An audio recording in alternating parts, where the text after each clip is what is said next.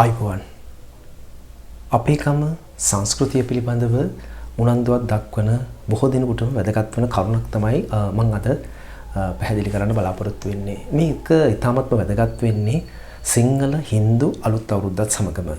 සිංහල හින්දු අලුත් අවුරුද්ද කියලා කියන්නේ සංස්කෘතිකාංග රැසක් ඉටු කරන චාරිත්‍ර වාරිත්‍ර රැසක් කරන ඉතාමත්ම සැනකෙළියක් උත්සවයක්. මේ සැනකෙළියේදී ඉතාමත්ම වැදගත් කරුණක් තමයි බොහෝ දෙනෙක් දන්න පුණ්‍ය කාලය එහෙමත් නැත්නම් නොනගතිය කියන කාලය. ඉතින් මේ පුණ්‍ය කාලය කියන්නේ මොකද්ද? නොනගතිය කියන්නේ මොකද්ද කියන කරුණ තමයි අද මම පැහැදිලි කරන්න බලාපොරොත්තු වෙන්නේ. ඔබ දන්නවා සිංහල අලුත් අවුරුද්ද කියලා කියන්නේ සූර්යයා මීන රාශියේ ඉඳලා මේෂ රාශියට සංක්‍රමණය වීම.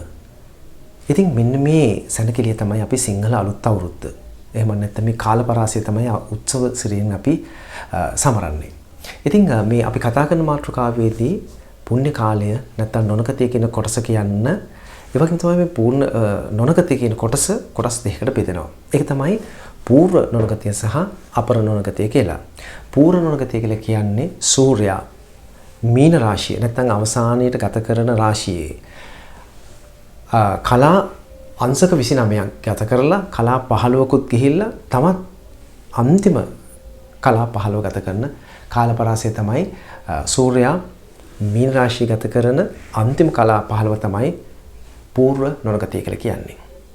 එතකොට අපර නොනගතිය කියලා කියන්නේ මොකද්ද? සූර්යයා මේෂ රාශියට ගිහිල්ලා මේෂ රාශියේ ගත කරන පළමු කලා 15.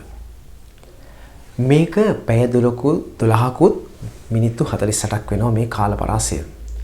මේකින් මේ පූර්ව නොනගත කාලය කියන කොටස තමයි අපි පුණ්‍ය කාලය කියලා හඳුන්වන්නේ.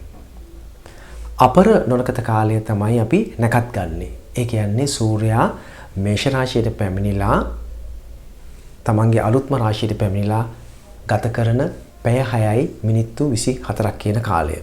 මේක තමයි සියලු නැකත් චාරිත්‍ර කරන්නේ. එතකොට පූර්ව නොනගතය කියන මීන රාශිය ගත කරන අන්තිම කාලපරාසය තමයි අපි නොනගතය නැත්නම් පුණ්‍ය කාලය කියන්නේ.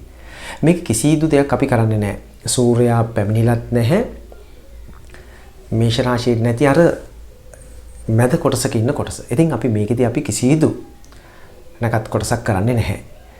මේකෙදී කරන්නේ අපි පුණ්‍ය කටයුතු. ජ්‍යොතිෂ්‍ය හා වාස්තු විද්‍යාව විෂය සත්‍ය ඔබත් අත්විඳින්න.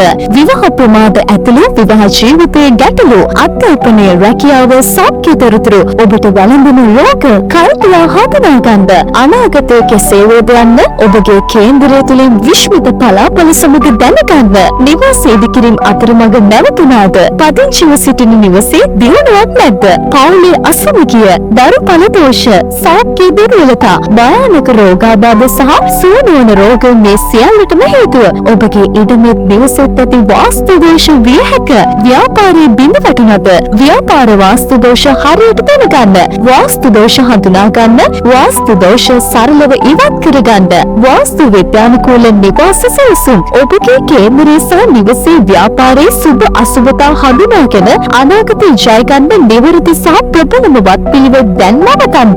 0777 184 WhatsApp මාර්ගයෙන් ඔන්ලයින් ක්‍රමයටද දැනගැනීමේ හැකියාව.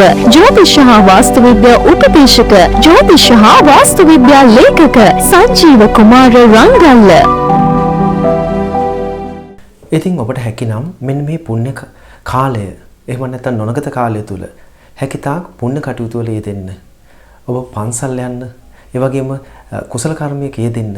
ඒක ඔබගේ මතු ආත්මවලට බලපාන බව තමයි විශ්වාසය. ඉතින් තවත් මෙවැනි කරුණකින් අපි හමු වෙමු.